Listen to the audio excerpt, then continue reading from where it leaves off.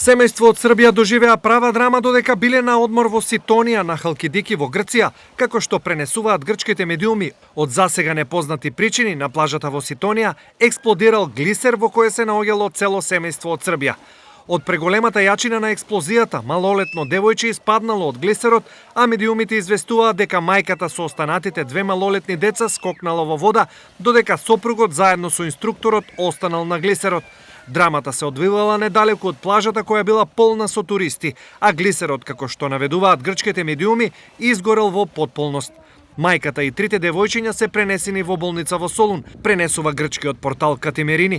4-годишното девојче е пренесено во болницата Папа Георгија во Солун со повреди на градите и стомакот. Во истата болница подоцна е пренесена и мајката со другите две девојчиња, но тие се здобиле со помали изгореници. Крајбрежната стража во Грција ја испитува причината за експлозијата.